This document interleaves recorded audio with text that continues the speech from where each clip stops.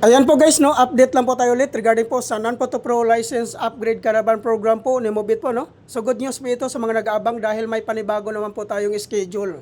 Kailan po ba ito gaganapin? Gaganapin po ito guys sa March 21, 2026 po. So araw po ito ng Sabado. Kung ikaw po ay isang non-professional driver's license holders at gusto pong i-upgrade ang inyong license to professional, sumali na po kayo sa programa na ito. Dahil napakarami na pong natutulungan po dito ni Mobit guys about po sa programa na ito.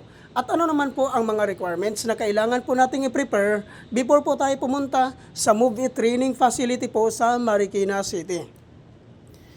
Ang number 1 po na requirements dito guys, which is yung existing non-professional driver's license, 6 month and above ang validity.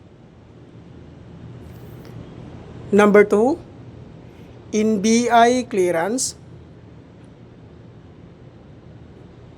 Number 3, 2020 and above motorcycle year model. Number 4, BIR tax identification number or TIN number. Number 5, motorcycle ORCR. Number 6, no LTO violations. Ano po ba itong ibig sabihin ng no LTO violations?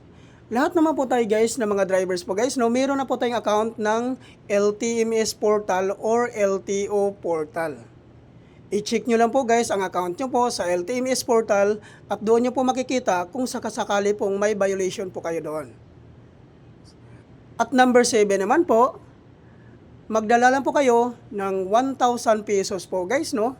Yun po yung pangbayad natin sa medical at sa LTO processing. At regarding naman po doon sa hindi po nakapangalan sa inyo yung mga motor, ay kailangan nyo lang pong magdala ng authorization letter. Hingian nyo po ng 1 valid government IDC owner. Ipotocopy nyo po at papirmahin nyo po ng 3 beses.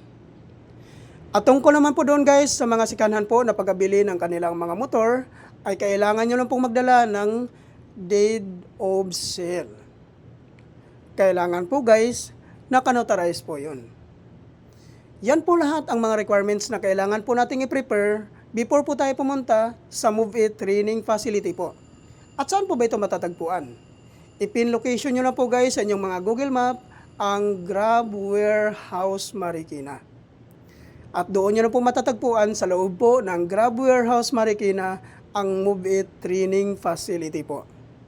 At ang kagandahan po dito guys, no, pag once ma-activate ka po dito, ay magkakaroon ka po ng 3 service type.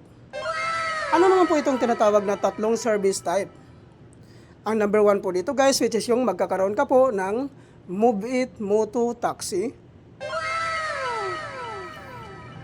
Number 2, Grab Express.